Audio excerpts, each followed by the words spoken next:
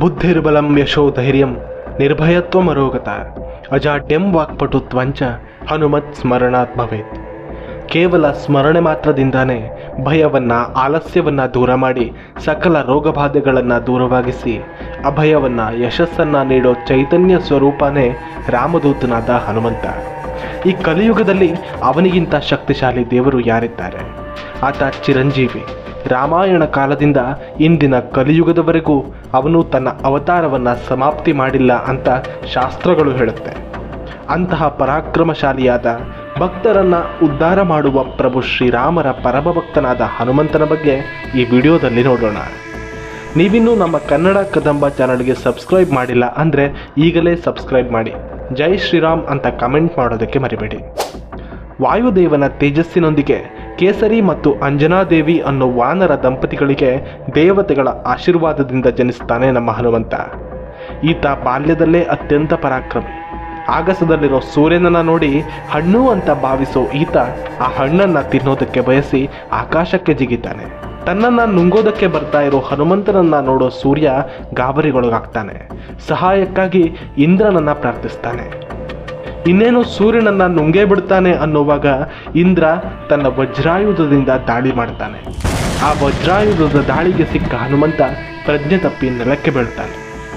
ತನ್ನ ಮಗನ ಮೇಲಾದ ದಾಳಿಯನ್ನು ನೋಡಿ ಕೋಪಗೊಂಡ ವಾಯುದೇವ ಸಮಸ್ತ ಸೃಷ್ಟಿಯಲ್ಲಿ ತನ್ನ ವಾಯುಪ್ರಸಾರವನ್ನು ನಿಲ್ಲಿಸಿ ಯಾರಿಗೂ ಗಾಳಿ ಸಿಗದಂತೆ ಮಾಡಿಬಿಡ್ತಾನೆ. ಇದರಿಂದ ಸಮಸ್ತ ಸೃಷ್ಟಿಯು ಸ್ತಂಭಿಸಿ ಹೋದಂತಾಗುತ್ತೆ. ಹೀಗಾಗಿ ದೇವತೆಗಳೆಲ್ಲ ಗಾಬರಿಗೊಂಡು ಹೇಗಾದರೂ ವಾಯುದೇವನನ್ನು ಸಮಾಧಾನ ಮಾಡುವಂತೆ ಕೇಳೋದಕ್ಕೆ ಬ್ರಹ್ಮನ ಬಳಿ ಬಂದು ಆತನ ಮೊರೆ ಹೋಗ್ತಾರೆ. ದೇವತೆಗಳನ್ನು ನೋಡಿದ ಬ್ರಹ್ಮ ವಾಯುದೇವನನ್ನೇ ಪ್ರಾರ್ಥಿಸಿಕೊಳ್ಳಿ ಅಂತ ಹೇಳ್ತಾನೆ. ಬ್ರಹ್ಮನ ಆದೇಶದಂತೆ ವಾಯುದೇವನ ಬಳಿ ಬರೋ ದೇವತೆಗಳು ಗಾಳಿಯನ್ನು ಬಿಡುವಂತೆ ಆತನನ್ನೇ ಪ್ರಾರ್ಥಿಸ್ತಾರೆ. ಅದಕ್ಕೆ ವಾಯುದೇವ ಇಂದ್ರ ಹಾಗೂ ಸೂರ್ಯರ ಕಾರಣದಿಂದ ತನ್ನ ಮಗನ ಮೇಲೆ ಈ ರೀತಿಯ ದಾಳಿಯಾಗಿದೆ, ಅವರು ಮಾಡಿರೋ ತಪ್ಪಿಗೆ ಕ್ಷಮೆ ಕೇಳಬೇಕು ಮತ್ತು ಘಾಸಿಗೊಂಡು ಪ್ರಜ್ಞೆ ಕಳೆದುಕೊಂಡು ಬಿದ್ದಿರೋ ನನ್ನ ಮಗನನ್ನು ಮೊದಲಿನ ಹಾಗೆ ಮಾಡಬೇಕು ಅಂತ ಷರತ್ತು ವಿಧಿಸ್ತಾನೆ. ವಾಯುದೇವನ ಷರತ್ತಿಗೆ ಒಪ್ಪಿಕೊಂಡ ಅವರು ಹನುಮನನ್ನು ಮೊದಲಿನ ಸ್ಥಿತಿಗೆ ಬರೋ ಹಾಗೆ ಆಶೀರ್ವದಿಸ್ತಾರೆ ಮತ್ತು ತಮ್ಮಿಂದಾದ ತಪ್ಪಿಗೆ ಕ್ಷಮೆ ಯಾಚಿಸ್ತಾರೆ. ಆತ ಕಾರಣ ಜನ್ಮ, ಅವನಿಂದ ಲೋಕ ಕಲ್ಯಾಣವಾಗಲಿದೆ ಅನ್ನೋ ಸತ್ಯ ತಿಳಿದ ದೇವತೆಗಳು ಅವನಿಗೆ ವಜ್ರಕಾಯನಾಗುವಂತೆ ಆಶೀರ್ವದಿಸ್ತಾರೆ. ಇಂದ್ರ ಅವನಿಗೆ ಈ ಬ್ರಹ್ಮಾಂಡದ ಯಾವ ಆಯುಧವೂ ಅವನನ್ನು ಏನೂ ಮಾಡದಂಥ ವರವನ್ನು ಕೊಡ್ತಾನೆ. ತ್ರಿಮೂರ್ತಿಗಳಾದ ಬ್ರಹ್ಮ ವಿಷ್ಣು ಮಹೇಶ್ವರರು ಬ್ರಹ್ಮಾಸ್ತ್ರ, ನಾರಾಯಣಾಸ್ತ್ರ, ಪಾಶುಪತಾಸ್ತ್ರಗಳು ಕೂಡ ಅವನಿಗೆ ಹಾನಿ ಮಾಡದಂತೆ ವರ ಕೊಡ್ತಾರೆ. ಅಗ್ನಿದೇವ ತಾನು ನಿನ್ನ ದೇಹವನ್ನು ಬೆಂಕಿಯಲ್ಲಿ ಸುಡದಂತೆ ಮಾಡ್ತೀನಿ ಅನ್ನೋ ವರವನ್ನು ಕೊಟ್ಟರೆ, ವರುಣದೇವ ನೀರಿನೊಳಗಡೆ ಕೂಡ ಸುಲಭವಾಗಿ ಉಸಿರಾಡೋದಕ್ಕೆ ಸಾಧ್ಯವಾಗುವಂಥ ವರವನ್ನು ಕೊಡ್ತೇನೆ ಅಂತ ಹೇಳ್ತಾನೆ. ದೇವತೆಗಳೆಲ್ಲ ಸೇರಿ ಅವನಿಗೆ ಅಮರತ್ವವನ್ನು ಕೂಡ ನೀಡ್ತಾರೆ. ಹನುಮಂತನ ಬಗ್ಗೆ ಹೇಳಬೇಕು ಅಂದರೆ ಹನುಮ ಇಲ್ಲದೆ ರಾಮಾಯಣನೇ ಇಲ್ಲ. ಆದರೆ ರಾಮಾಯಣದಲ್ಲಿ ಹನುಮ ಬರೋದು ಯಾವಾಗ ಗೊತ್ತಾ? ಬಾಲಕಾಂಡದಲ್ಲಿ ಹನುಮನಿಲ್ಲ, ಅಯೋಧ್ಯಾಕಾಂಡದಲ್ಲಿ ಹನುಮನಿಲ್ಲ, ಅರಣ್ಯಕಾಂಡದಲ್ಲಿ ಕೂಡ ಇಲ್ಲ.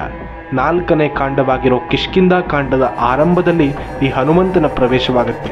ಆದರೆ ಹನುಮಂತನ ಬಗ್ಗೆ ಸಮಗ್ರವಾಗಿರೋ ಮಾಹಿತಿ ಸಿಗೋದು ಮಾತ್ರ 5ನೇ ಕಾಂಡ ಸುಂದರ ಕಾಂಡದಲ್ಲಿ. ರಾಮಾಯಣದಲ್ಲಿ ಹನುಮಂತ ಇಲ್ಲದೆ ಇರೋ 3 ಕಾಂಡಗಳಲ್ಲಿರೋ ಎಷ್ಟೋ ಪಾತ್ರಗಳು ನಮಗೆ ಮರೆತು ಹೋಗ್ಬೋದು.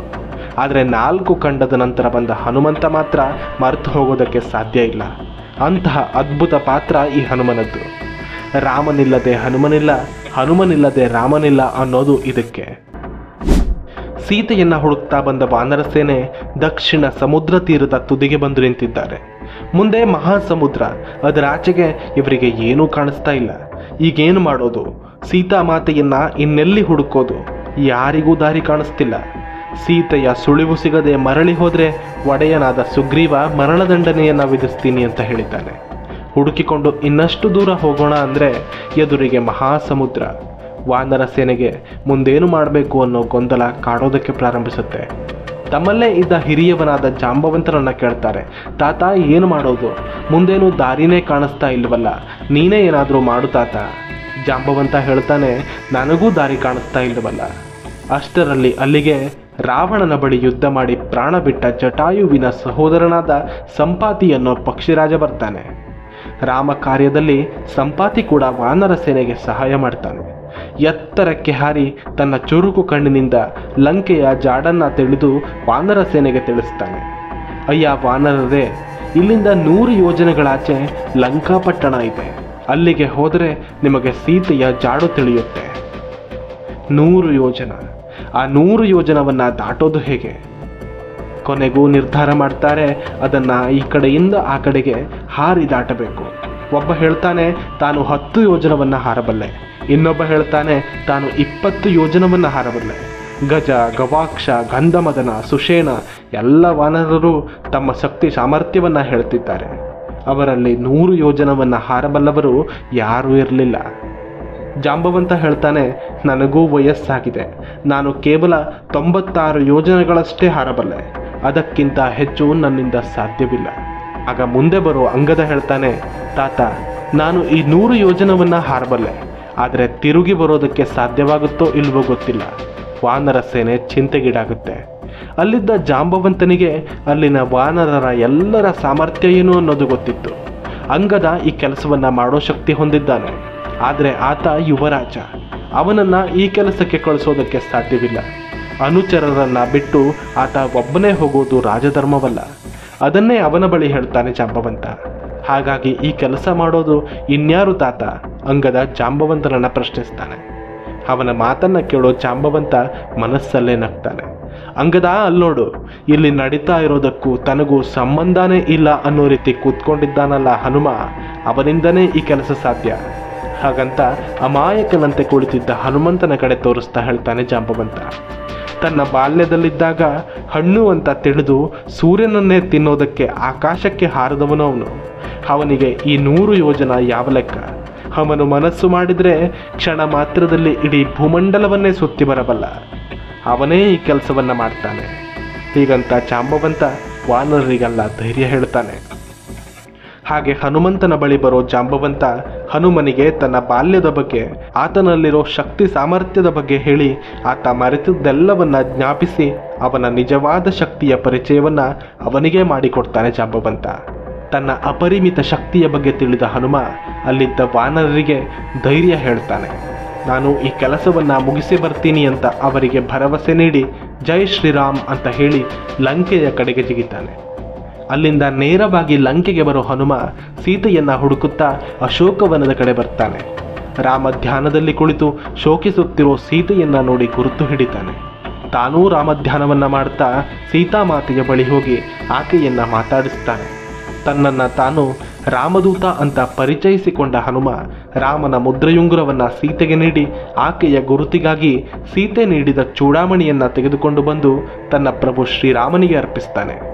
ಹೀಗೆ ತನ್ನ ಸ್ವಾಮಿನಿಷ್ಠೆಯನ್ನು ಪೂರ್ಣಗೊಳಿಸುವ ಹನುಮ ಲಂಕೆಯಿಂದ ಬರುವಾಗ ಇಡೀ ಲಂಕಾಪಟ್ಟಣಕ್ಕೆ ಬೆಂಕಿ ಹಚ್ಚಿ ರಾವಣನಿಗೆ ಎಚ್ಚರಿಕೆಯ ಸಂದೇಶ ಕೊಟ್ಟು ತನ್ನ ಸಾಮರ್ಥ್ಯ ಏನು, ರಾಮಭಕ್ತರ ಶಕ್ತಿ ಏನು ಅನ್ನೋದನ್ನು ಪ್ರಪಂಚಕ್ಕೆ ಸಾರಿ ಬರ್ತಾನೆ.